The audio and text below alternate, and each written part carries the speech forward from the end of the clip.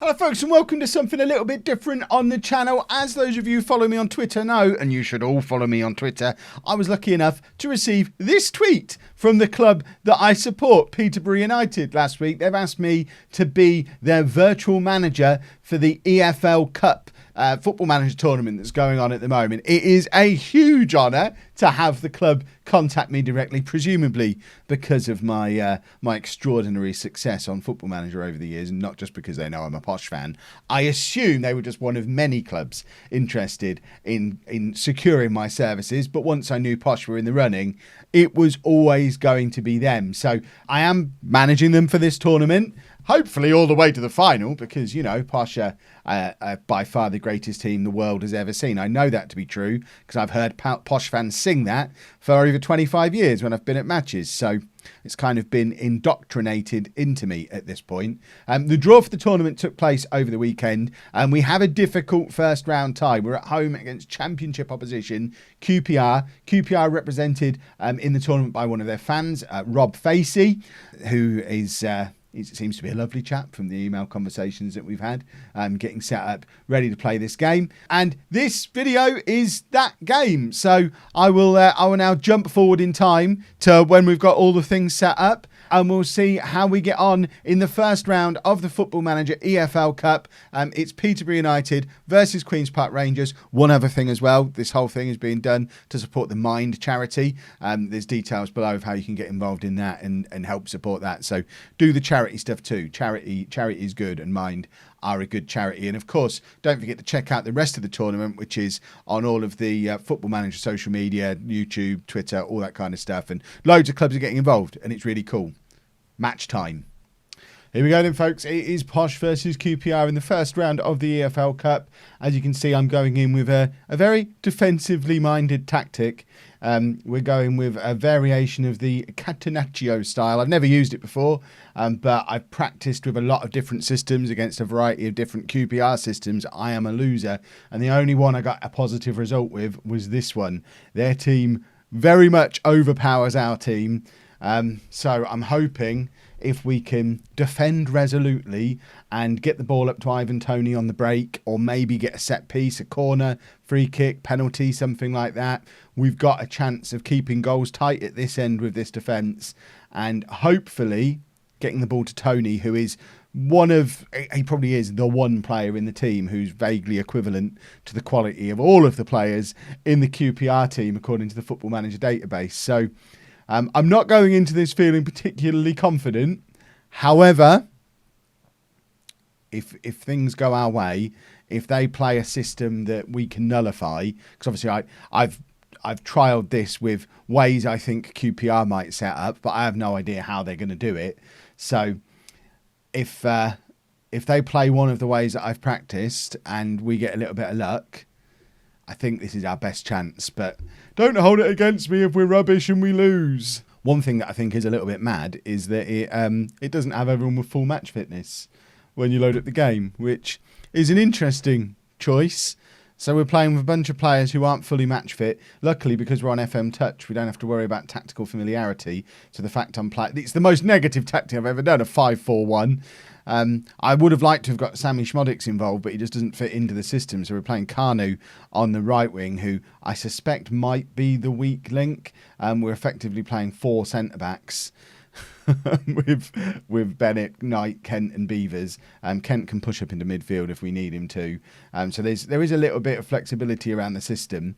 We could relatively easily switch this to like a 4-3-3. We could even push forward to almost like a 4-4-2 if with maybe one change, or get Smodix in. There's variations we can do. A lot is going to be decided based on how the first 10-15 minutes of the game go. If we can keep things tight early on, then we've got a chance. If QPR get an early goal, we are ruined, because this system is very much set up to soak up the play of a better opposition, which is what we've got, and hope for a little bit of luck. So yeah, we don't want them going ahead. That's a disaster, and you'll see me panic and flap. And at that point, Schmodix will come on, Isa will come on, we'll go to something super attacking, and it'll all fall apart, and they'll beat us 4 or 5-0. So just cross everything, boys and girls. I want you all to have your posh shirts on, singing loud. Even though we're at Stadium MK and they've been put down as the home team. We're supposed to be the home team. I'm mortified. And I'm sure there's going to be Posh fans out there asking questions about some of the player selection choices. So I'll say now, I've picked the team based on how they're set up in Football Manager. Good example, Noah Mason apparently can't play wing back. So if I was playing 4-4-2, there's a very good chance he'd be my right back, but he can't play this role in this system. Likewise, in reality, I'd have Schmodix in ahead of Kanu and have him kind of drifting in these areas. But Football Manager, Schmodix can't really do it. He's only a competent right winger, whereas Kanu, it's his natural position playing out there. So he's going to theoretically perform better in that role than Schmodix would have done. So, yeah, that's why. Here we go then. The teams are warming up and he's lining up with a 4-2-3-1, which is one of the systems that I tested against. The guys we need to look out for, he scored a couple of screamers against me in games that I was testing, so very much need to keep an eye on him. Here goes. I hope they play into my hands. That's what I'm hoping for. My tactic is called I'm Scared, which I think is appropriate. Presumably just waiting for him to hit play as well, because I've hit it and nothing's happening. It'll be fine. We're probably going to be 3-0 up when the game jumps up to speed with us again. I'm just going to check I've got the right settings on. So they've asked us to do it on extended highlights, not key. So we'll get it onto extended highlights. Obviously no game sounds on because I'm not a monster. And any moment now, kickoff should happen. Here we go. And it's Ivan Toney with the kickoff. Lovely stuff. Posh in possession early on, which is exactly what we're expecting throughout the entire game. I haven't got my tactics and things on the screen, my possession stats and all that. What can I put down here? We want to keep an eye on what their formation is doing. They've already picked up a yellow card 4 minutes in, which is promising. A yellow card to one of their centre-backs early on. This is just what the doctor ordered, because we want to be causing them all manner of problems. And here we are now in an attacking throw. It's Butler, throws it in, but it's cleared. But it's only gone as far as Reece Brown, who finds George Boyd. Toney is there. A goal here would be stunning. Unfortunately, it goes just wide. But that is the first real opportunity of the game. And we seem to have... there seems to be some tactical changes going on because the game has been paused. So... What's he up to? What's he already changing? He doesn't like the fact I've had a shot early on. This is an interesting development. Come on, let's play. There we go. Right. Their free kick. Not free kick. Goal kick. Learn the words, Kev. You've played this game before. And now this is what we need to be careful of. They're moving the ball around nicely. I don't mind them having possession here, though. We've basically got 9 men behind the ball when they've got it here. So for as long as they've got the ball here, it's fine. It's if they can penetrate past our little sort of bank of 5 defenders with the midfielders sat in front of them. And luckily at the moment, we're doing a good job of keeping them at bay. That's the kind of desperate defending that I'm looking for as part of the I'm Scared system. And it seems to be working not too shabbily so far. Shabbily's a word. I assure you shabbily is a word. We seem to be paused again. I don't know if this is because my opponent is pausing or if the game is just processing things at slightly different speeds, maybe. Maybe he's got a slower highlight speed on than I have, which I guess could be causing the delay at the end of every highlight. I'm not going to worry about it. We'll just assume. We'll assume it's frustration on their end. Right. We've got a throw in, but it's deep in our half, and we don't really want to be in this half. But Dembele's got the ball, plays it into Brown, who's got a little bit of space, actually. They're similarly to where we're letting them have the ball. They seem to be happy for us to have the ball here too, which I don't mind that. Reece Bennett's got himself in a lovely little overlap position here, playing as our wing-back, finds Kanu. Kanu can't get the crossover, and that's going to be one of the weaknesses of our team. Idris Kanu, not necessarily up to the standard of the other 21 players on the pitch. Database-wise, I'm casting no aspersions on his quality in real life. That was some very, very good defending. because that was a huge opportunity for QPR, very well defended, and that is what this system is being set up to do. We want to be kings of the last-ditch tackle, and we did very well with it there. Right, George Boyd. Anything attacking-wise kind of is going to have to come through him and aim at Tony. That is our plan. And then we've got the two wide players who are almost there to act as defensive cover more than anything else. And Boyd did very well there defensively, talking of defensive cover.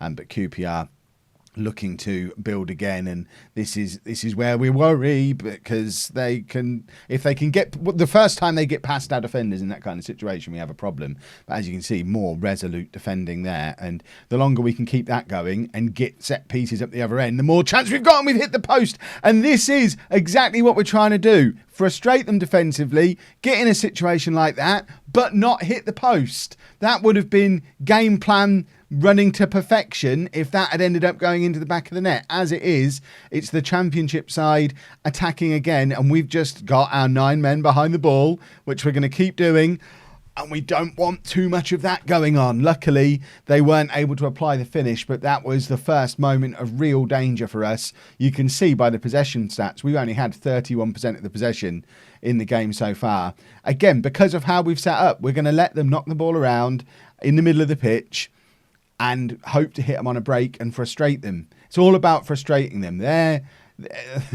quality of their players is so far above the quality of our players, and that's a problem. There's your disaster. That's what we didn't want to see. The worst case scenario, playing the way we're playing, is that we go a goal behind, because all of a sudden our frustrating them game plan doesn't work, because they're not going to be frustrated anymore. We're going to leave things as they are for 5 or 10 minutes, probably even as long as half time.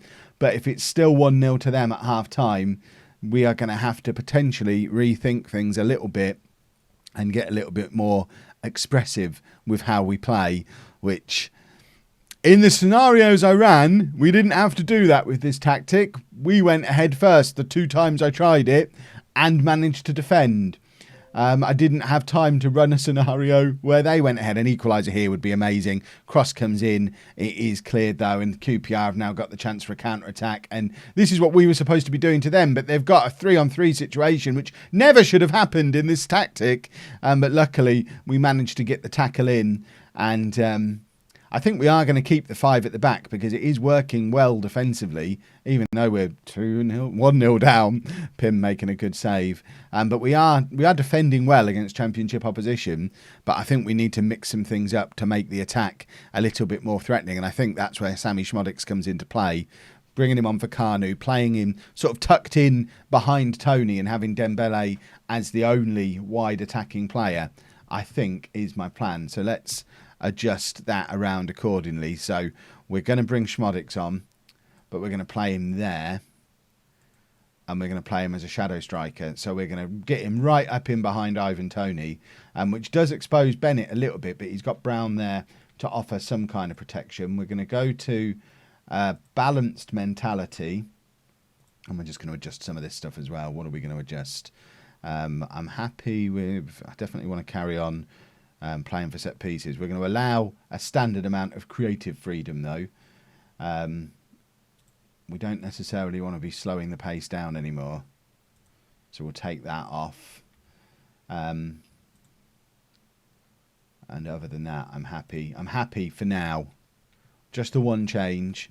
We're going a little bit more trying to score a goalie, and let's see how things go. We did try this variant of the system in one of the trials that I did with Schmodix in behind there. It does take a little bit away from us defensively, but does offer us a little bit more going forward, because he's a better player. He's a better quality attacking player. We've got Mo Isa as an option to go to like a 5-2-1-2.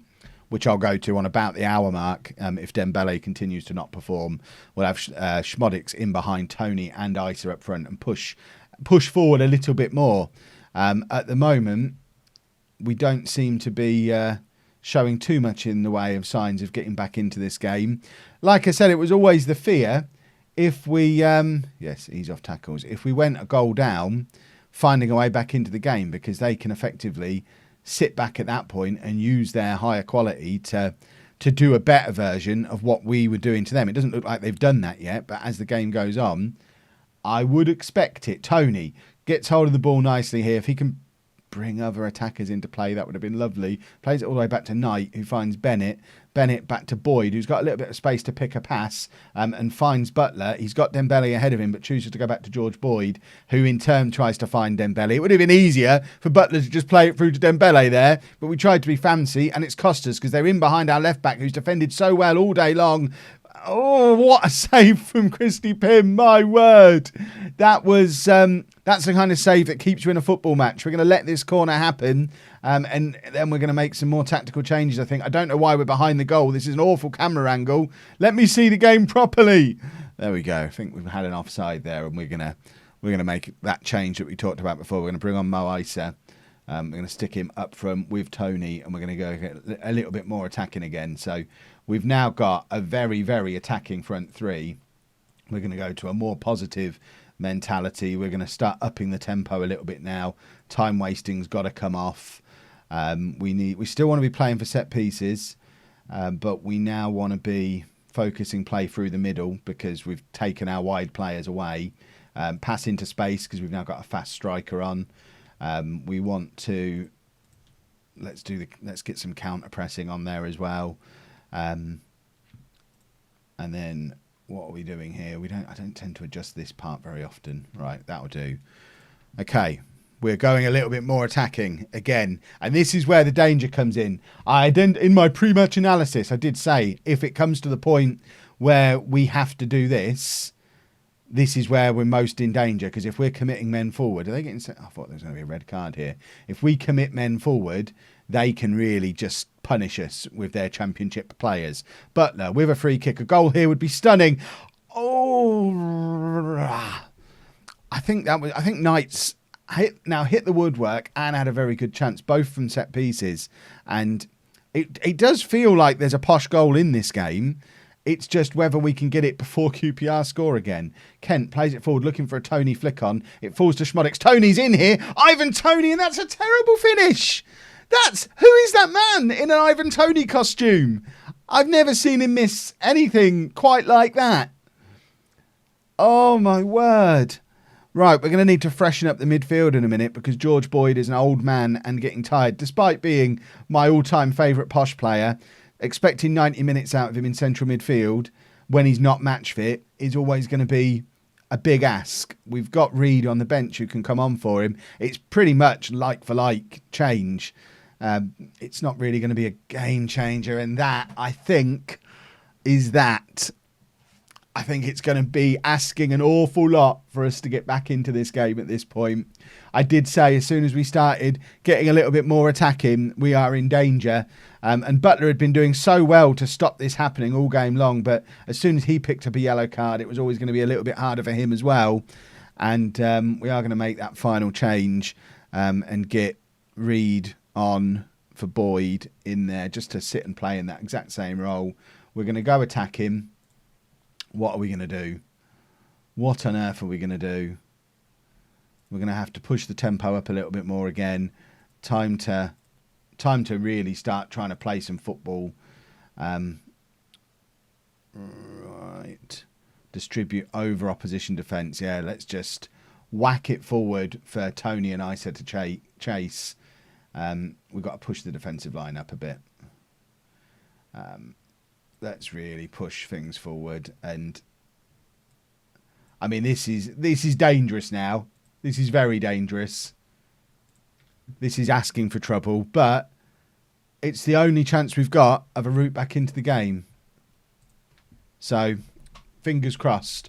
Right, there's a ball over the top, but Issa's not there to chase it, which is a little bit of a shame. But he has won the ball nicely there. There's that increased pressing. It hasn't applied yet. I can see it's not applied, but I'm going to claim that's Kev's tactics. That's what's happening there. Right, come on, boys. Come on now. This is where we need a miracle. We need a couple of heroes to step up. We need some brilliance. I worry that they're now kind of reversing the decisions we've been doing and are just taking it easy. Both their centre-backs are on yellow cards. There's opportunities there if we can find a way to exploit the situation. But Oh, what? I don't think there's anything else I can do to change this. Who else can we throw forward? I don't know why our highlight just stopped there. We had a throw and the highlight just stopped. I feel like I've just been robbed a goal. That was going to be a goal. Oh, dear. Right, we've got to do something else. We're not getting anything. Nothing's happening. I'm just staring at the screen, hoping something leaps out at me. Right, I did say this was an option. In fact, let's just go to a full-on gegenpress diamond. We're going to push him. No, why am I pushing Kent forward? It's Knight that wants to go forward. He's going to go into there. It's a Kev Classic. And we're going to... He can carry on doing that, but we want to get him further forward doing that. And we're going to go very attacking. I mean, this is about as attacking as I can possibly get. But, like I've said, it's League One players against Championship players, and it's such a mountain to climb when you go behind in the game. And I think as a final roll of the dice, our journey in the EFL Cup might already be over before it's begun.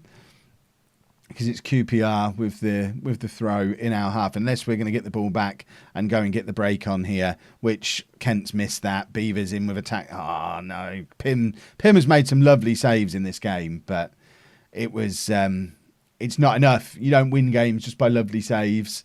They're now bringing on defensive midfield options. They're just keeping this game under control now. Tony's picked up a yellow card, presumably out of frustration. 89 minutes on the clock. We need a miracle at this point. Has anybody got a miracle to hand? I suspect not. Come on, a miracle here would be lovely. 2 goals in the last 2 minutes. The tension is ruining me. Why are we not playing? Why did we not get to see that free kick? They've brought another defensive midfielder on, I think. They're really just trying to wrap things up here and kill the game off, and we're struggling to get the ball back. And here's the problem of us pushing so far forward, and there's the third. Oh, he's offside, but all the same, the outcome was always going to be the same. We're pushing so many men so far forward, and this is all over now, isn't it? It's exactly the scenario I was afraid of. The game plan only worked if we'd have gone ahead. We took a gamble. It didn't pay off. Oh, and there's always next year. Oh, look at that. We get to see him with a trophy as well. Terrific. Never mind, eh? I guess I have to become a QPR fan for the rest of the tournament now. Good luck to QPR. Well played. And... oh, I'm miserable at this. I'm just miserable. Well, that didn't exactly go to plan, did it? Never mind, eh? It was always going to be tough, but I feel like I've left myself open to enough ridicule from you all, saying, Kev, why didn't you attack? You always... I know, but like I said, a lot during it. I'm not used to playing on extended highlights. It's difficult filling all that time, but I sat there for like 3 hours last night playing Posh versus QPR over and over and over again, me managing both teams, trying to guess what they might do based on their squad, playing different variations of what we could do. And every time I attacked, I got absolutely battered. And the only times I managed to come out with victories, and it didn't even happen every time, but the only time it worked was when we played that system that I played. Because as you saw, it is good defensively. If that goal, if that header off the post had gone in, then it would have been a different story. Because it, we all watched the game. I'm very sad. Good luck to them for the rest of the tournament. And like I said at the start, keep an eye on the rest of it through the Football Manager social media stuff. And don't forget to check out Mind. Football Manager are doing an awesome thing with getting this EFL Cup arranged. And obviously all the football clubs getting involved as well. It's very, very cool. Worth keeping an eye on. I think the semi-finals and the final, when they happen, are all going to be streamed live and stuff as well. So there's lots more of this to go. A good replacement for football at the moment. And a good way to raise some money for a charity. So make sure you check the charity out as well. And And let me know who your pick to win the tournament is now you can't be a Posh fan, which obviously you were before. Thanks very much for watching, folks.